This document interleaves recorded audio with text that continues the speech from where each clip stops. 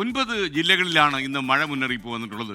കോഴിക്കോട് കടപ്പുറത്ത് ഇന്നലെ ഉൾവലിഞ്ഞ കടൽ നിലവിൽ പൂർവ്വസ്ഥിതിയിലായി. കള്ളക്കടൽ പ്രതിഭാസമാണ് എന്നാണ് ആളുകൾ വിശ്വസിക്കുന്നത്. പക്ഷേ അതുകൊണ്ട് വലിയ പ്രശ്നമൊന്നും ഉള്ളതായിട്ട് പറയുന്നില്ല. എന്തായാലും അലക്സറ മുഹമ്മദ് തിരുവനന്തപുരത്ത് ഈ മഴ അലർട്ടുകളെ കുറിച്ച് പറയും. അതുപോലെ കോട്ടയത്ത് ഓറഞ്ച് അലർട്ട് പ്രഖ്യാപിച്ചിട്ടുണ്ട്. അപ്പോൾ ടോബി ജോൺസൺ നമുക്കൊപ്പം ചേരുന്നുണ്ട്.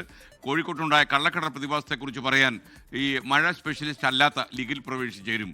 മഴയെക്കുറിച്ച് നിഖിലെ പോയി കിട്ടി. ഓക്കെ, അലക്സ് റാം മുഹമ്മദ് ചേരുന്നു. Good morning to all of you. അപ്പോൾ അലക്സ്, തിരുവനന്തപുരത്ത് മഴ പെയ്യുന്നുണ്ടോ? എന്താ അവസ്ഥ ഇപ്പോൾ? Good morning. തിരുവനന്തപുരത്ത് മഴയ്ക്ക് നേരിയ ശമനമുണ്ട്. കഴിഞ്ഞ ദിവസങ്ങളിലൊക്കെ രാവിലെ നല്ല മഴ പെയ്തിരുന്നു. പക്ഷേ ഇന്നിപ്പോൾ മഴ നേരിയ തോതിൽ മാത്രമാണ് പലയിടങ്ങളിൽ ലഭിക്കുന്നത്. പക്ഷേ മലയോര മേഖലയിൽ അല്പം ശക്തിയായ മഴ പല സമയത്തും ലഭിച്ചിട്ടുള്ളതായി റിപ്പോർട്ടുകളുണ്ട്. എന്താണെങ്കിലും തുലാവർഷത്തിൻ്റെ വരവറിയിക്കുന്നു ഈ മഴ എന്നുള്ളതാണ്. ഇന്നലെ ഇന്നുമൊക്കെയായി സംസ്ഥാനത്ത് ലഭിക്കുന്ന മഴ തുലാവർഷ മഴയുടെ സൂചനയാണ് നൽകുന്നത്. തുലാവർഷം ഔദ്യോഗികമായി എത്തിയതായുള്ള സ്ഥിരീകരണം കേന്ദ്ര കാലാവസ്ഥാ വകുപ്പ് ഇനിയും നൽകിയിട്ടില്ല. തുലാവർഷം കണക്കാക്കുന്നത് ഒക്ടോബർ 1 മുതൽ ഡിസംബർ വരെയുള്ള മാസങ്ങളിലാണ്. സെപ്റ്റംബർ അവസാനത്തോടുകൂടി കാലവർഷം അവസാനിക്കുമെന്നുള്ളതാണ് ആ കലണ്ടറിന്റെ സ്ഥിതി. അങ്ങനെയാണ് കാലവർഷം ഏതാണ്ട് മണിക്കൂറുകൾക്കുള്ളിൽ തന്നെ കാലവർഷം രാജ്യത്തു നിന്ന് പിൻവാങ്ങിയതായി കേന്ദ്ര കാലാവസ്ഥാ വകുപ്പ് ഔദ്യോഗികമായി അറിയിക്കും. അതിനുശേഷമായിരിക്കും തുലാവർഷം എത്തിയതായുള്ള അറിയിപ്പും വരിക. എന്താണെങ്കിലും സംസ്ഥാനത്ത് മഴ കനക്കാൻ സാധ്യതയുണ്ട്. പ്രത്യേകിച്ച് തെക്കൻ കേരളത്തിലും മധ്യ കേരളത്തിലും മഴ കനക്കാൻ സാധ്യതയുണ്ട്. മധ്യ കേരളത്തിലാകട്ടെ ഒറ്റപ്പെട്ട അതിശക്തമായ മഴയ്ക്ക് സാധ്യതയുണ്ടെന്നും കേന്ദ്ര കാലാവസ്ഥാ വകുപ്പ് അറിയിക്കുന്നുണ്ട്. ഇന്ന് 9 ജില്ലകളിൽ മഴ മുന്നറിയിപ്പ് നൽകിയിട്ടുണ്ട്.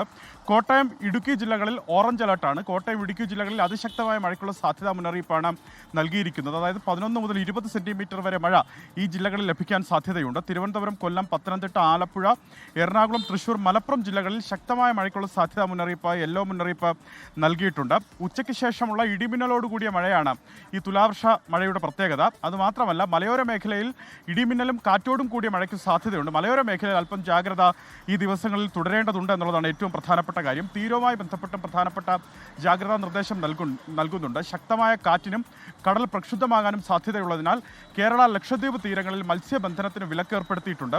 കർണാടക തീരത്ത് നിലവിൽ, അതായത് ഇന്ന് മത്സ്യബന്ധനത്തിന് തടസ്സമില്ല. പക്ഷേ നാളെ മുതൽ മത്സ്യബന്ധനത്തിന് കർണാടക തീരത്തും തടസ്സമുണ്ട്.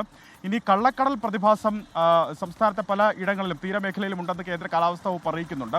കള്ളക്കടൽ പ്രതിഭാസത്തിന്റെ ഭാഗമായി തിരുവനന്തപുരം, കൊല്ലം, കന്യാകുമാരി തീരങ്ങളിൽ ഉയർന്ന തിരമാലയ്ക്ക്, അതായത് 1.1 മീറ്റർ വരെ ഉയരത്തിൽ ഉയർന്ന തിരമാലയ്ക്കും കടലേറ്റത്തിനും സാധ്യതയുള്ളതായി ദേശീയ സമുദ്രസ്ഥിതി പഠന ഗവേഷണ കേന്ദ്രം അറിയിക്കുന്നുണ്ട്.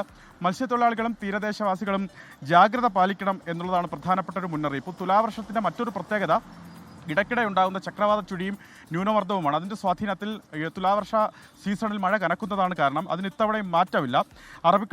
അറബിക്കടലിൽ ലക്ഷദ്വീപിന് സമീപം ചക്രവാത ചുഴി നിലനിൽക്കുന്നുണ്ട്. അത് ഞായറാഴ്ചയോടെ കേരള, കർണാടക തീരത്തിനു സമീപം ന്യൂനമർദ്ദമായി ശക്തി പ്രാപിക്കാൻ സാധ്യതയുണ്ടെന്നും കേന്ദ്ര കാലാവസ്ഥാ വകുപ്പ് അറിയിക്കുന്നുണ്ട്. അങ്ങനെയെങ്കിൽ അടുത്ത ദിവസങ്ങളിൽ വീണ്ടും വടക്കൻ കേരളത്തിലേക്കടക്കം മഴ വ്യാപിക്കാനാണ് സാധ്യത. മുഹമ്മദാണ് വിവരങ്ങൾ നൽകിയത്. കോട്ടയം ജില്ലയിൽ ഇന്ന് ഓറഞ്ച് അലർട്ട് പ്രഖ്യാപിച്ചിട്ടുണ്ട്. ടോബി ജോൺസൺ വിശദാംശങ്ങളുമായി ചേരുന്നു. ടോബി, കോട്ടയത്ത് മഴയുണ്ടോ? കാര്യം ചിലപ്പോൾ ഈ ഓറഞ്ച് അലർട്ട് പ്രഖ്യാപിച്ച ഉടൻ ഈ കള്ളക്കടൽ പ്രതിഭാസം മൂലം മഴ വലിഞ്ഞു കളയും.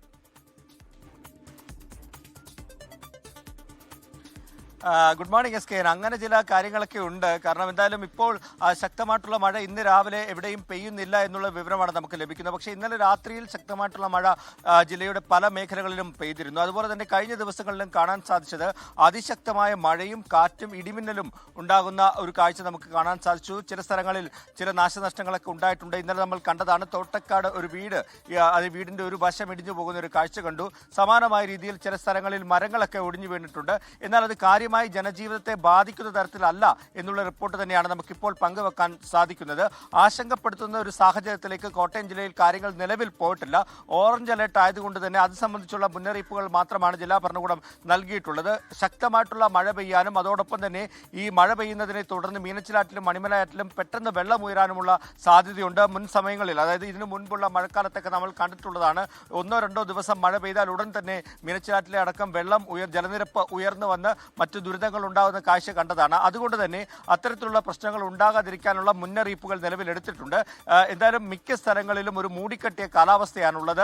അതുകൊണ്ട് തന്നെ ശക്തമായിട്ടുള്ള മഴ വരും മണിക്കൂറിൽ പെയ്യാനുള്ള സാധ്യതയുണ്ടെന്നുള്ള മുന്നറിയിപ്പുണ്ട്. മലയോര മേഖലയിലും അതുപോലെ തന്നെ ഈ തീരപ്രദേശങ്ങളിലുമൊക്കെ താമസിക്കുന്നവർക്ക് അതിനനുസരിച്ചുള്ള ജാഗ്രതാ നിർദ്ദേശങ്ങൾ ജില്ലാ ഭരണകൂടം നൽകിയിട്ടുണ്ടെന്നാണ് നമുക്ക് മനസ്സിലാക്കാൻ സാധിക്കുന്നത്. എന്തായാലും ഇന്നലെ രാത്രിയിൽ ശക്തമായിട്ടുള്ള മഴ പെയ്തിരുന്നു. അതുപോലെ തന്നെ കഴിഞ്ഞ ദിവസങ്ങളിലും അതിശക്തമായിട്ടുള്ള ഇടവിട്ടുള്ള മഴ കോട്ടയം ജില്ലയിൽ പെയ്യുന്നുണ്ട്. ഇന്നും അതിന് സമാനമായ രീതിയിലുള്ള മഴ പെയ്യുമെന്നുള്ള ജാഗ്രതാ നിർദ്ദേശം തന്നെയാണ് വന്നിട്ടുള്ളത്. Okay, thank you Toby Johnson.